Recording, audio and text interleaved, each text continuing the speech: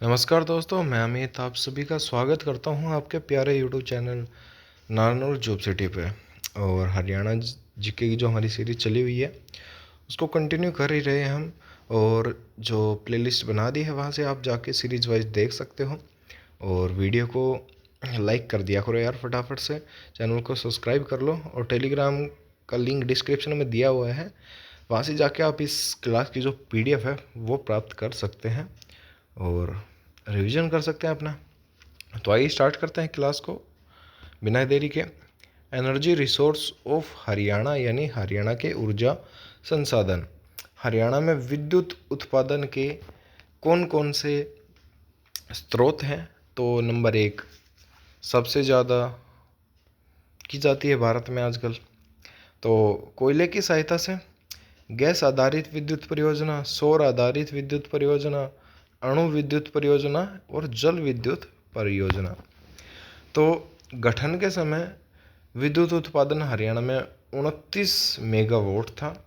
वर्ष 2013 की रिपोर्ट के अनुसार हरियाणा में विद्युत उत्पादन क्षमता लगभग 5300 मेगावाट हो गई है। HSEB यानी हरियाणा स्टेट इलेक्ट्रिसिटी बोर्ड की बात करें तो उसका गठन की बात कर लेते हैं। 3 मई 1967 को हुआ था। मुख्यालय है पंचकूला में। वर्ष 1985 में विद्युत बोर्ड पर बड़ा कर्जा व बोर्ड घाटे में चला गया था। वर्ष 1992 में बोर्ड घाटे से उभारने के लिए कमेटी का गठन किया गया था 1992 में एक। और 1995 में कमेटी द्वारा सरकार को रिपोर्ट प्रस्तुत की गई। 14 अगस्त 1998 को हरियाणा में दोबारा से इलेक्ट्रिसिटी जो बोर्ड है उसका गठन किया गया। और हरियाणा का जो बोर्ड है उसको 2 हिस्सों में बांटा। एक तो विद्युत उत्पादन जिसे HPGCL के नाम से जानते हैं, और एक विद्युत प्रसारण बोर्ड जिसे HVPNL के नाम से जानते हैं। HPGCL की बात करें तो Haryana power generation corporation limited, और दूसरी की बात करें हरियाणा विद्युत उत्पादन निगम लिमिटेड। HPGCL की स्थापना करें तो कब हुई थी स्थापना भाई? 17 मार्च 1997 को संतर्त निकाय के रूप में, मुख्यालय पंचकूला में, कार्य विद्युत का उत्पादन करना। 14 अगस्त 1998 की बात करें तो HSEB के अधीन इसको कर दिया गया था, यानी हरियाणा स्टेट इलेक्ट्रिसिटी बोर्ड के अधीन इसको कर दिया गया था। HPVN के लिए HVPNL की बात करें तो हरियाणा विद्युत प्रसारण निगम लिमिटेड, स्थापना 18 सितंबर 1997 संतर्त निकाय है अपने आप में, मुख्यालय है पंचकूला, कार्य हरियाणा में सभी क्षेत्रों में विद्युत का प्रसारण करना, मतलब जैसे नाम से ही स्पष्ट हो रहा है। 14 अगस्त 1998 को और HSEB के इसको भी अधीन कर दिया गया था। और इसकी बात करें तो इसको 2 भागों में बांटा गया है। HVPNL को UHBVN और DHBVN यानी दक्षिण हरियाणा और उत्तर हरियाणा बिजली वितरण निगम। तो जो उत्तर हरियाणा बिजली वितरण निगम है उसका हेडक्वार्टर है पंचकूला, और 2 ऑपरेशन जोन है इसके, एक तो पंचकूला और एक रोहतक। दक्षिण हरियाणा बिजली वितरण निगम जो इसका हेडक्वार्टर है वो है हिसार के अंदर, और इसके भी 2 ऑपरेशनल जोन है, एक तो हिसार और एक नई दिल्ली। आगे चलें। ताप विद्युत परियोजनाएं जो कोयले की सहायता से विद्युत उत्पादन करती हैं। बात करें पानीपत थर्मल पावर प्लांट जो आसन गांव पानीपत में स्थित है। स्थापना की थी 1 नवंबर 1979 को। Chaudhary Devilal thermal power plant के नाम से इसको जाना जाता था पहले। प्रथम व सबसे पुराना तापीय विद्युत संयंत्र है ये। क्षमता थी 1367.80 मेगावाट। आगे बात करें भाई दीनबंधु छोटूराम तापीय विद्युत संयंत्र जो यमुनानगर के अंदर स्थित है। स्थापना 2008 में। लगभग 600 मेगावाट। प्रदेश का सबसे छोटा थर्मल पावर प्लांट है ये। Rajiv Gandhi thermal power plant Khedar गांव बरवाला हिसार के अंदर। स्थापना 2010। रिलायंस कंपनी के द्वारा संचालित किया जाता है। क्षमता है लगभग इसकी 200 मेगावाट। 600 मेगावाट की 2 इकाई हैं इसके अंदर। आगे चलें, उत्तर भारत की मेगा परियोजना के नाम से प्रसिद्ध प्लांट NH 52 पर स्थित है। जल आपूर्ति बरवाला ब्रांच से किया जाता है और कोयले की आपूर्ति उड़ीसा राज्य की महानदी कोल डैम से की जाती है। किसकी? Rajiv Gandhi thermal power plant की। आगे चलें, Indira Gandhi thermal power plant Jhadli गांव झज्जर में। अन्य नाम है अरावली सुपर ताप विद्युत परियोजना। क्षमता 1500 मेगावाट। हरियाणा का सबसे बड़ा तापीय विद्युत संयंत्र है ये। इसकी 3 इकाइयाँ हैं इसके अंदर, एक तो 500 मेगावाट की, दूसरी 500 और तीसरी भी 500, यानी तीन 500 मेगावाट की इकाई है। पहली 2010 में स्थापित, दूसरी 2011 और तीसरी 2012।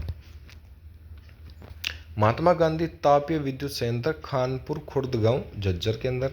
स्थापना 2012। क्षमता है लगभग 1320 मेगावाट, लगभग 660 की 2 यूनिट है इसके अंदर। न्यूक्लियर पावर प्लांट अणु विद्युत परियोजना उद्घाटन 2013 में तत्कालीन प्रधानमंत्री मनमोहन सिंह के द्वारा। गोरखपुर गांव फतेहाबाद में। उत्तर भारत की सबसे बड़ी अणु विद्युत परियोजना है ये। क्षमता है इसकी 2800 मेगावाट। 700 मेगावाट की 4 इकाइयाँ हैं इसके अंदर। जल आपूर्ति की जाती है भाखड़ा नहर से। आगे चलें भाई, गैस आधारित विद्युत परियोजना फरीदाबाद में है। सौर आधारित विद्युत परियोजना की बात कर लें तो प्रथम व सबसे बड़ा सोलर प्लांट नांदा गांव चरखी दादरी में स्थित है। बदकला गांव यमुनानगर में भी सरकार के द्वारा सौर आधारित विद्युत परियोजना स्थापित की जा रही है। हरियाणा की जो सोलर सिटी है वो गुरुग्राम को कहा जाता है। और क्यों कहा जाता है? क्योंकि अंतर्राष्ट्रीय सौर ऊर्जा गठबंधन का हेडक्वार्टर ही गुरुग्राम में है। क्योंकि इसकी जो स्थापना है अंतर्राष्ट्रीय सौर ऊर्जा गठबंधन की 2015 में की गई थी। ISA का जो मुख्यालय है वो ग्वालपाड़ी गुरुग्राम में है। चंडीगढ़ की सोलर सिटी पंचकुला को कहा जाता है। जल विद्युत परियोजना 2 जगह पे है।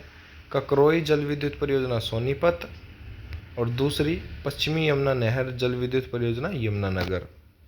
आगे चलें, ऊर्जा एवं संसाधन की बात करें। हरियाणा में गांव-गांव में बिजली पहुंचाने की शुरुआत वर्ष 1970 में उच्चाणी कला करनाल और हरियाणा भारत का पहला राज्य बना था जिसके गाँव के अंदर सबसे पहले भी सभी गाँवों के अंदर बिजली आ गई थी। उद्घाटन श्रीमती इंदिरा गांधी, मुख्यमंत्री थे उस समय चौधरी बंशीलाल। वर्ष 1970-72 में 100% गाँव में बिजली पहुंचाने वाला प्रथम राज्य बना था। कौन? हरियाणा। मारा हरियाणा जगमग गांव योजना जो है 1 जुलाई 2015 को दयालपुर गांव कुरुक्षेत्र से चलाई गई थी। मुख्य उद्देश्य है गांव में 24 घंटे बिजली उपलब्ध करवाना। बिजली की शिकायतों को दूर करने के लिए बिजली पंचायत की शुरुआत हिसार से की गई थी। अरेडा की बात करें, Haryana renewable energy development agency, Haryana Akshay ऊर्जा विकास एजेंसी। स्थापना 1997 में, हेडक्वार्टर था पंचकुला में। हरियाणा में पवन ऊर्जा हेतु बनाए गए मॉनिटरिंग स्टेशन 3 जगह पे हैं, एक तो पंचकुला, गुरुग्राम और एक महेंद्रगढ़। हरियाणा में खनिज संसाधनों की बात करें तो हरियाणा में सबसे बड़ा खनिज क्षेत्र अरावली क्षेत्र है या फिर मेवात की पहाड़ियाँ। जिला की बात करें तो वो है महेंद्रगढ़। सबसे ज़्यादा खनिज मिनरल सिटी ऑफ हरियाणा कहा जाता है इसे खनिजों का शहर कहा जाता है। लघु खनिजों के मामले में हरियाणा राज्य भारत में समृद्ध राज्यों में शामिल है। छोटे खनिजों में बात करें तो हरियाणा में गौण खनिजों की कुल जो खदानें हैं वो 119 है। अवैध खनन पर अंकुश लगाने के लिए सरकार द्वारा शुरू की गई योजना ई खनन योजना, कौन सी? ई खनन योजना थी। हरियाणा में जो खनिज प्रबंधन है वो कौन करता है? वो हरियाणा लघु खनिज स्केटिंग अवैध खनन जो अधिनियम है उस 2012 के तहत इसको रोका गया था। जो अवैध जो खनन किया जाता है और उसका प्रबंधन के लिए 2012 में ये एक्ट लाया गया था। हरियाणा में पाए जाने वाले खनिजों की मुख्यतः 3 वर्गों में बांटा गया है: मुख्य खनिज, लघु खनिज और अद्वितीय खनिज। हरियाणा में खनिज व उनका स्थान, मतलब कौन कौन सा कहाँ कहाँ मिलता है। संगमरमर हरियाणा में, या फिर मार्बल महेंद्रगढ़, अबरक Mahendragarh, magnetite Mahendragarh, apatite Mahendragarh, beryl Mahendragarh, एस्टेबेस महेंद्रगढ़, केल्साइट महेंद्रगढ़, स्लेट पत्थर गुरुग्राम रेवाड़ी, और कुंड के लिए स्पेशल है। कुंड क्षेत्र स्लेट पत्थर के लिए सबसे ज़्यादा प्रसिद्ध है। चीनी मिट्टी महेंद्रगढ़ और गुरुग्राम, ज़्यादातर तो क्या आएगा, गुड़गांव ही आएगा। आरसो पाइराइट गुरुग्राम व मेवात में, ग्रेनाइट महेंद्रगढ़ में ज़्यादा आएगा। फिर सेकंड ऑप्शन आएगा भिवानी। तो वीडियो आपको कैसी लगी? वीडियो आपको अच्छी लगी तो चैनल को सब्सक्राइब कर लो और वीडियो को लाइक कर दो। मिलते हैं नेक्स्ट वीडियो में, तब तक के लिए अपने टेलीग्राम का चैनल को ज्वाइन कर लो, वहाँ से आप इसकी PDF डाउनलोड करके और पढ़ सकते हो। और वीडियो को लाइक कर दिया करो। प्लेलिस्ट मैंने बना दी है, वहाँ से जाके चेकआउट कर सकते हो। मिलते हैं नेक्स्ट वीडियो में, तब तक के लिए धन्यवाद।